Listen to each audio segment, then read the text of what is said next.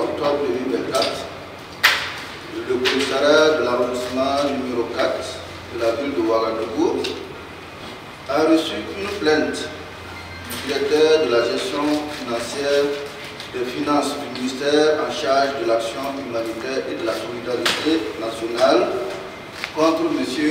Tenia Amibou pour des faits de détournement de deniers publics, faux et usage de faux en écriture publique, blanchiment de capitaux, lesquels ayant causé un préjudice pouvant s'évaluer à plusieurs milliards à l'État.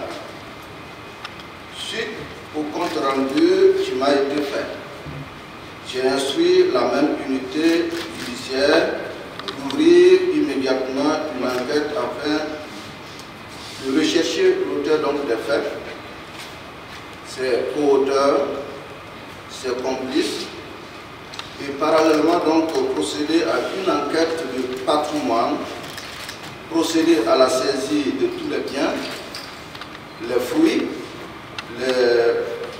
tout ce qui était acquis par les biens, les fonds détournés. L'enquête ainsi ouverte a révélé que le siège Tenia Amibou, gestionnaire de compte trésor, renforcement de la protection sociale PROSOC, destiné à la prise en charge des personnes déplacées internes, usait de manœuvres consistant à l'imitation et la reproduction plutôt des signatures de ses supérieurs hiérarchiques pour procéder au détournement. Ainsi, il procédait à la falsification des chèques qu'il faisait endosser par certains de ses complices, soit il endossait par lui-même, soit il le faisait endosser par d'autres personnes. Il fabriqua après coup des états financiers fictifs pour dissimuler les écarts de compte. L'évaluation de préjudice qui est toujours en cours fait ressortir à ce jour un montant de près de 3 milliards de francs CFA. Subséquemment à l'enquête de patrimoine ouverte, à leur rencontre, d'importants biens meubles et immeubles ont été saisis. À titre d'exemple, nous avons des voitures de luxe, des camions citernes, des cars de transport en commun, plusieurs parcelles situées à Ouagadougou et certains à Bobo-Dioulasso, une ferme de plus de 8 hectares située à Samandeni, Gama, contenant des animaux d'attraction et de grande valeur tels que des autruches, des canards sauvages, des antilopes, des paons, et des coubas, etc. La valeur des numéraires saisis à ce stade est de 166 630 000 francs CFA. Ces fonds seront déposés au compte d'attente de l'ANAGRA, qui est l'Agence nationale de gestion et de recouvrement des avoirs saisis et confisqués. Pour les biens meubles saisis, constitués principalement de moyens roulants des voitures, on estime donc à 471 250 000 francs CFA. Cette valeur, c'est selon l'estimation des mises en cause. En ce qui concerne les biens immeubles, la valeur pourrait se situer à près d'1 milliard 500 000 francs CFA.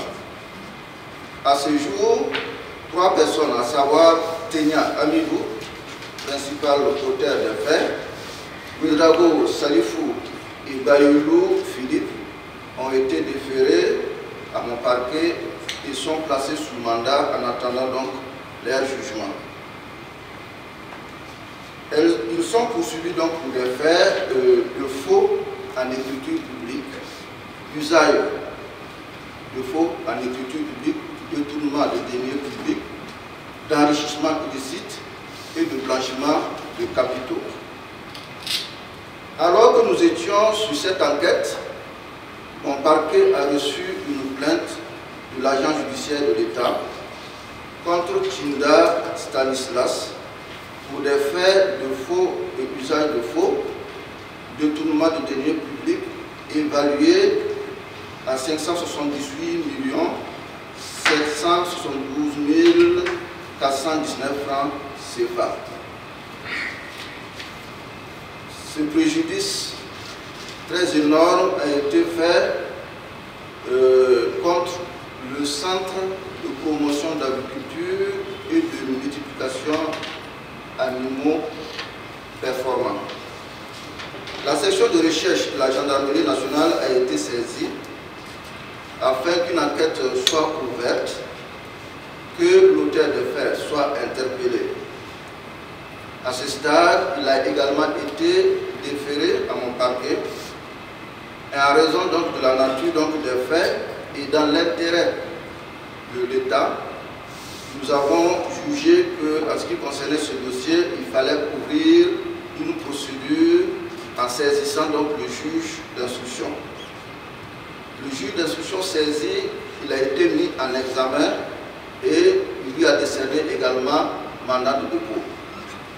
Des biens meubles également des véhicules tels que Toyota Prado, Toyota Land Cruiser, Citroën ont été également saisis.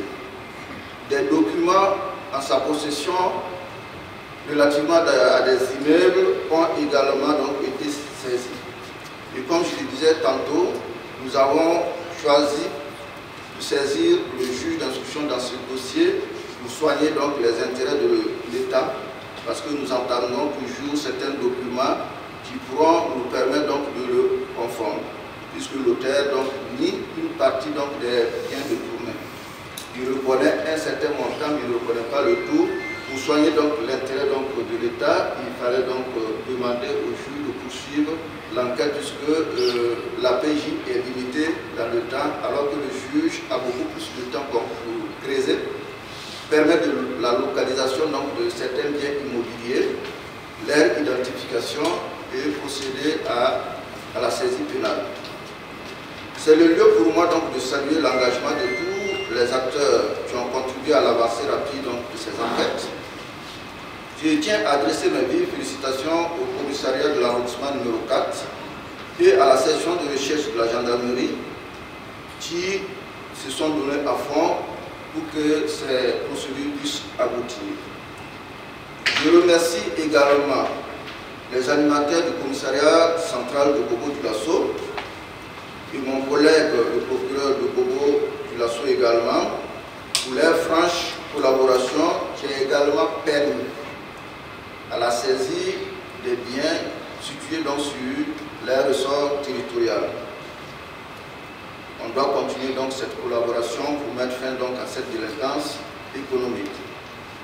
Ces procédures étant toujours en cours, c'est l'occasion pour moi d'inviter toute personne ayant des informations utiles en lien avec ces faits ou tout autre fait infractionnel à les porter à ma connaissance, à la connaissance des unités d'enquête, mais également à la connaissance du juge d'instruction saisi dans le cadre donc, du dossier concernant M. Stanislas Tchinda. Je tiens par ailleurs à indiquer que plus d'une vingtaine de dossiers relevant du pôle économique et financier seront jugés d'ici la fin de l'année. Ainsi donc, nous aurons deux sessions. La première session commencera le 15 et finira le 30 novembre. Lors de cette première session, le dossier Tenia Amidou et ses complices sera jugé. 8 autres dossiers impliquant 102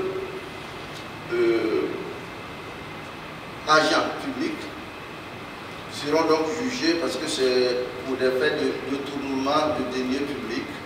Il y a d'autres dossiers qui seront jugés, mais nous avons 8 dossiers qui impliquent 102 agents publics qui ont détourné donc, des sommes appartenant donc à l'État. Toutes les dispositions sont prises pour le respect du droit à la défense et celui à un procès équitable.